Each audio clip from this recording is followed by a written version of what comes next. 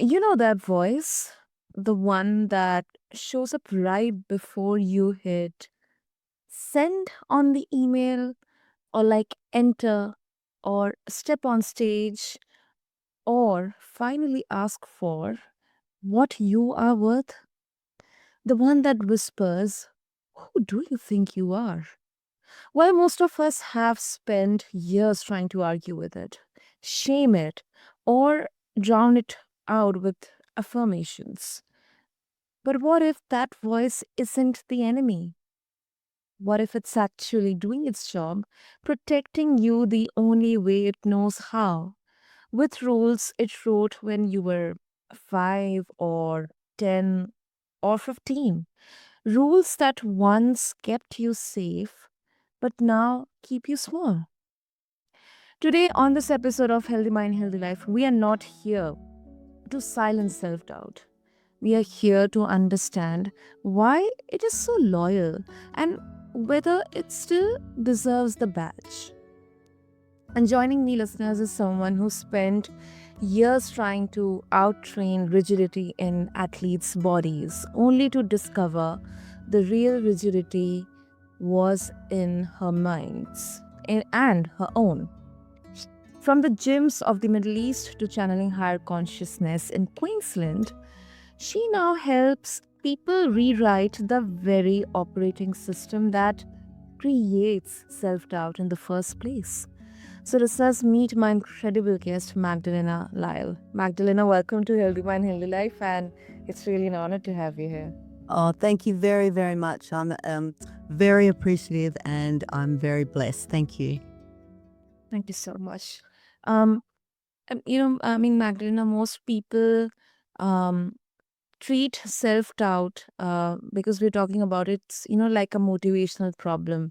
I just need more confidence. I just need to, suppress that voice within me which tells me that uh, I mean, do you think you can do? Who do you think you are? You don't have anything, you don't have any talent, you won't be able to do it. But you say it is actually the mind doing its original job, protect and serve. So if you can walk us through how a mechanism was meant to keep a child safe turns into the thing that sabotages adults, I mean, decades later. Yeah. So absolutely. Our mind is very clever because even I mean, we weren't born to have self-doubt. We weren't born to criticize ourselves. We were brought up with these social connections. So when we are kids, we absorb everything. We watch, we learn, we create our own images of what we see as what we can envisage what we should be, what kids should be, how kids should act. So Mm. they store it. And so when, like you were saying, the self-doubt, who am I? You know, this is what they see. A mother probably, not really confident in herself, she's shy, she's depressed. And so this child sees all this. They see it, they watch it, they interpret it. So at some stage when they're at an adult, they bring this up. They start questioning themselves. Or it could be I mean, all children have different scenarios. Everyone's individual. They might see something else as in a parent where they have great parents. The parents give them everything. But what happens is they lose their agency, their control of themselves because everything's being done for them.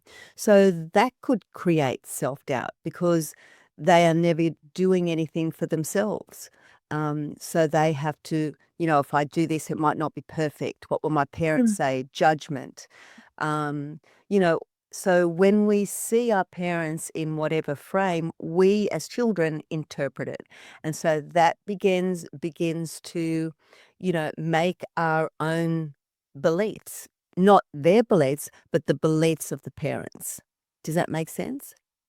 No, it does matter. I mean, because like psychologically also if we see, as children, as kids, whatever we see, we experience, we feel, through our parents or our surroundings, our environment, it all gets um, embedded in our subconscious, and that kind of becomes, the foundation, while growing up. So it absolutely does. Yeah, and it is a foundation, and, perfectionism, imposter syndrome, they think that they've got the confidence and, they go to work, they're confident, but then they go home and they cry because they don't know whether they made the right decision, or they might not even be confident in their own personal life. So that is a foundation when they are young.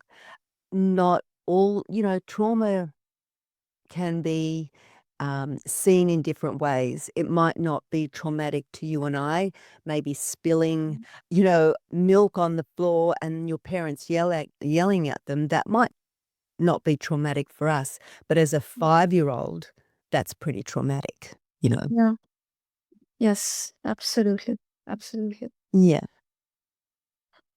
Okay, so now we kind of a bit, understand this mechanism. Um, so you are saying that mind isn't broken; it's just obedient. It's still following orders, um, issued, by a scared kid who concluded that if I stay small, I won't get hurt. Yeah. So if they stay small or even um, trying to stay safe, you know, if Yeah.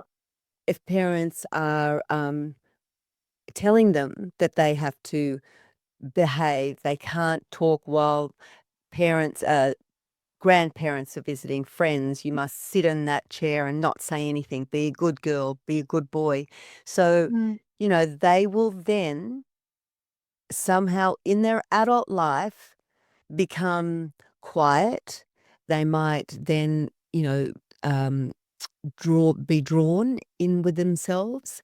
They might not argue, they might not debate because they are withdrawn. Um, we have a lot of triggers. So our mind is going to keep you safe. And by keeping you safe, the interpretation of what they see as a child, they will then, the mind of the subconscious will then keep that protected, keep you protected from having that pain again, whatever that emotional pain, even physical pain, abuse. So they will then, the mind will, subconscious, will figure out a way to keep you safe so that you're not feeling that pain and then give it another job. It will give the subconscious another job to do. And that job might be stay small, mm, be doubtful, don't answer back, don't argue with anyone, be a people pleaser. And so they hold that safety net, and the subconscious absolutely knows when to um, change things around, but it doesn't know what is good or what is bad for that person. And the mm, empowerment's gone. That person has lost power, control.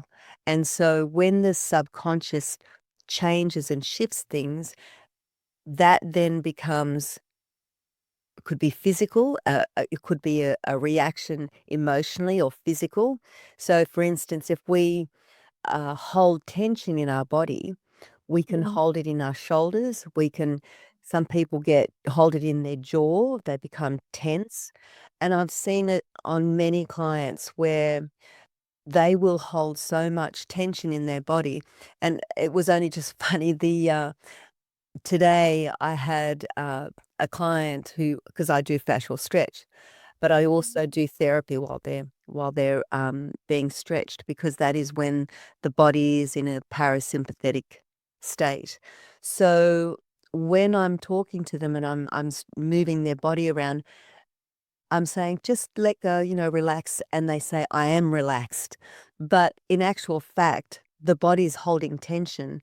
And I can tell because it's tense, or mm, the or the client might be or the patient might be moving and doing the job instead of trusting me because the body's so guarded and Mhm. it has to trust. And because it hasn't trusted for so long, the body will then protect itself and not relax. The mind says, yes, you are, logically, but when you hold a person's leg or arm, they're doing the motion or they're holding that tension. Exactly, exactly. And that, thank you for explaining that beautifully, Magdalena. On at which point does this protection it become kind of an imprisonment? How do you know that when the mind has overstayed its original mandate?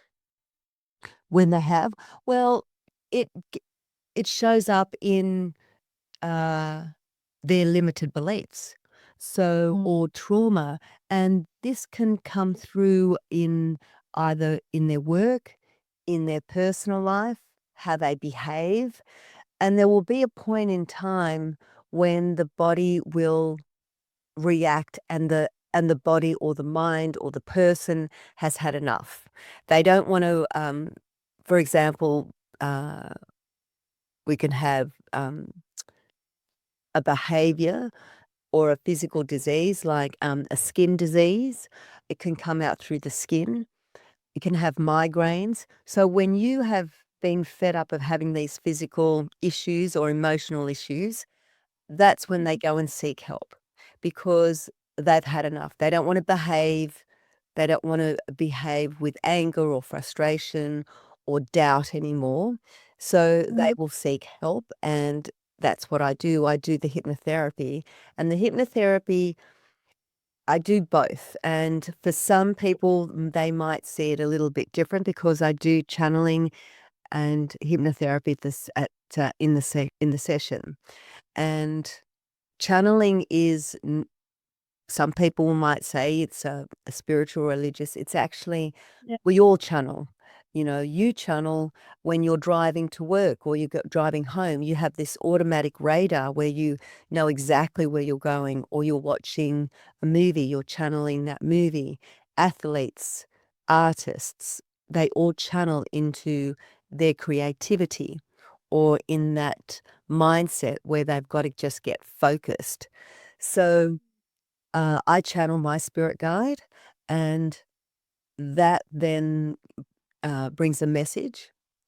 And Mhm. that message is pretty spot on in the way that person is feeling that doesn't really want to reveal or doesn't even know what they're feeling, doesn't even know and can't put it into words how they're feeling internally, spiritually, or emotionally. So they might have labels to say, "Oh, I've got a limited belief," or, "Oh, I can't get motivated. I feel stuck in Yeah. my life." And they're all just labels. But when they're given a message, they hit a nerve, and a nerve meaning, "Oh, right. Yeah, that's exactly how I'm feeling."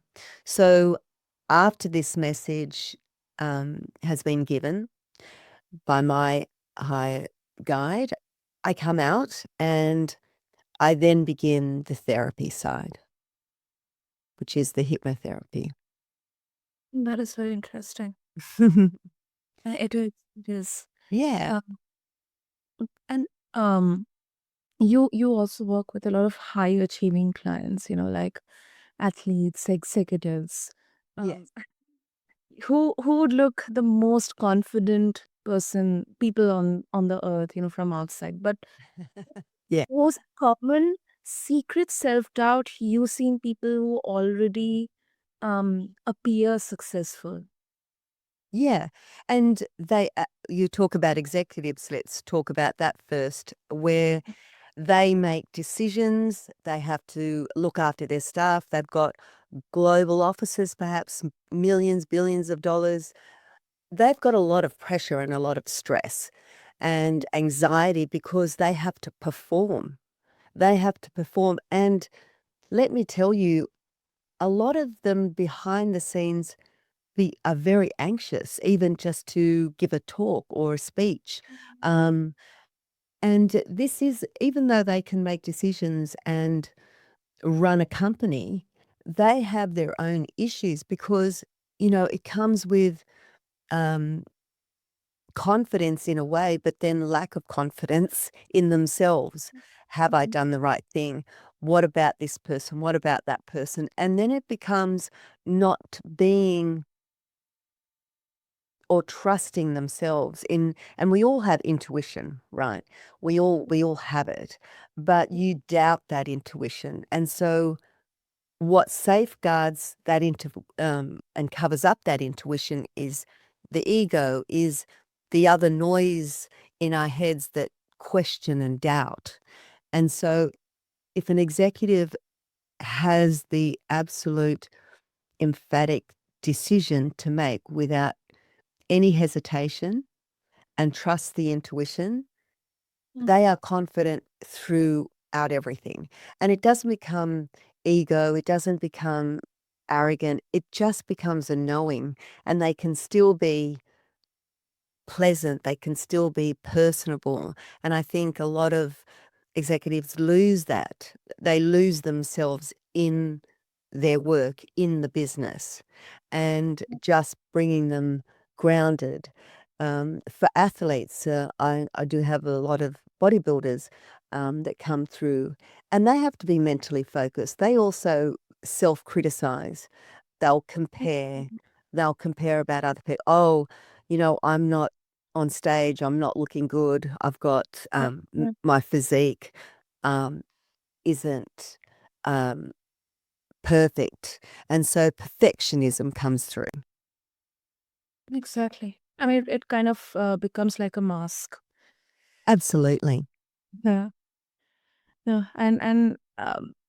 I've like experienced it. Uh, I mean, through someone else's experience. That while interacting, in the workplace, they are actually very confident, very strong-headed, and strong-willed. But at the same time, in a completely different environment, they are the most opposite of that entire. And take that example. Is that they have to be confident, but is that really them? You know, and so they have to put up a front. But then you said they're a totally different person. So why are they doing that? Why do we have to be two different people? Yeah, that's. I think. Uh, you know, it's kind of maybe um in the conditioning and what kind of we are taught that especially when you are going up the high echelons or the levels, especially in your career, you cannot be vulnerable, you cannot be very emotional, That's um, right. and if you are, then you are not a good leader or a good manager. um, but at the same time, I think exploring these sides, like intuition or the very discussion around emotional intelligence, I think now, hopefully, we are, encouraging more and more conversations Mm. and Yeah. more, yeah, focus on these, quote unquote, soft skills. You Yeah. know? But I have to go back to you for a moment and just question because I can't help myself. So when you say, oh, in these conditions, you can't be vulnerable. And, Mhm. is, I question that as in, is that your belief or is that how it really is? And because we all have these beliefs we think is in front of us. And so when you think that is a belief, who's putting that in your head?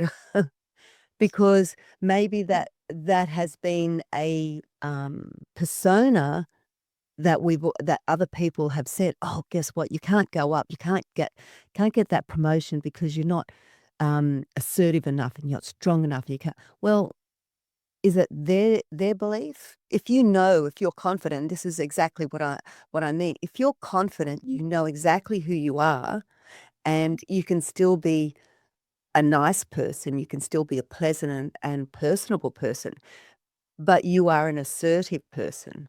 Does that make Mm, sense? So you can still do both. You can still go up the chain, but you can show some vulnerability because I think people respect that.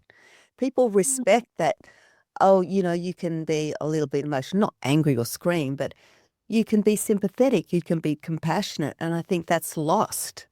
And that's sad if you can't show a bit of compassion, a bit of empathy. mm. It does make sense. It does make sense, Magdalena. Mm, yeah. So, let's say I actually want to, update myself, and I just want to get that particular, limiting belief out of my system, and I want to actually embrace this in Mm. a way that, I can be like, for the lack of better word, a balanced person, not only in workplaces, but maybe in interactions with my loved ones or family members, not just having these completely two different type of personas. What's the first step to begin with, Magdalena? My first step is, what's the problem? So that would be my first question because if you're saying you want to be the person you are with confidence and Mm, not have other people's limiting beliefs placed upon on you. mm, I think that's what I'm gathering. So if that was, then I'd ask, and then we'd talk about it. So in the hypnotherapy, at the end of the day, my opinion does not count. And a lot of therapists that use hypnosis use a lot of scripts, and how I do it is I have a conversation. I have a mm, conversation with you so that you can then go into your own awareness and find where in your life that needs adjusting. Because okay. traumas happen with you somewhere down the line.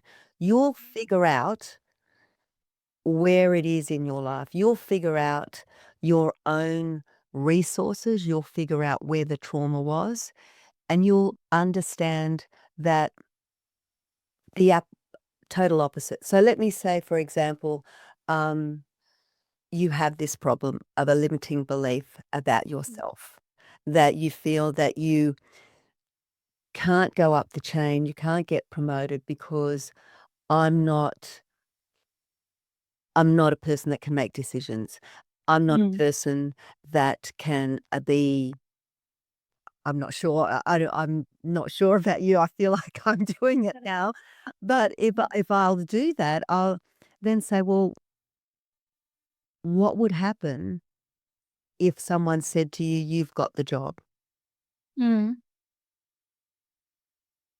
And then I'd, ask a series of questions, but the questions aren't based on they're open questions enough for mm, you to go into your own awareness, to go into your own mind. And that natural state of going into your own awareness then becomes a trance. So you create your own trance. I'm just holding your hand and guiding you through the session, and then you will then figure it all out. I had a client that I had in the session, mhm, asked her some questions and maybe told a little bit of a story. She went and didn't tell me anything else, but told me about a scene that she saw, mm, a dam, and she told me this whole story, and in, I don't know, 45 minutes, she mhm, came out of it and said, "Right, I know exactly what to do now. I'm gonna do this, I'm gonna do that, and then I'll test it." And then, it didn't give me any didn't give me any kind of, "Well, it came back from my mother who did this to me." So sometimes a session can go into their own picture of what they think the problem is. I hope that makes sense because it doesn't always have to be a monologue of their whole life story, because mm, they can picture it, the the scene in front of them of where the problem is, they can then see who's in the problem, then they can Mm. see how they can get out of it, then they can see what they can then do about it. Hmm. That also makes sense.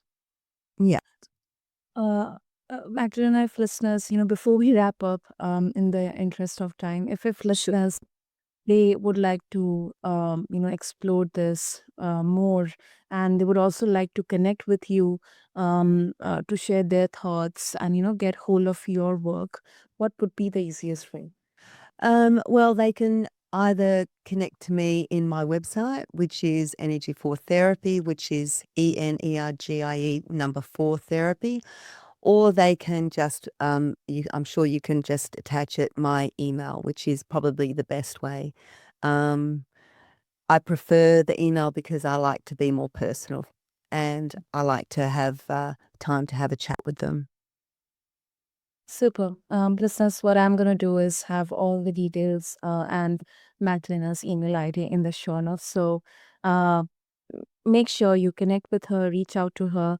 And also, before we, close this conversation, I think here's what I'm taking away today is self-doubt. It isn't a character flaw. Um, it's like, this outdated security system that, still thinks that the house is on fire. Um, like some of us will spend our whole lives being angry at the smoke alarm, or we can finally walk over, thank it for the years of service, and show it the fire's been out for a long time. So, Magdalena, thank you so much Thank for you. helping us get deep into this and trying to understand, identify, be aware, because that's the first step to begin with. Thank you so much. Correct. Thank you so much for having me. Absolutely. And to all the listeners, thank you so much for tuning into this episode of Healthy Mind, Healthy Life. Until next time, this is your host, Sana, and I invite all of you to take care of your mind because it's the only one that's been trying to take care of you this whole time. Thank you.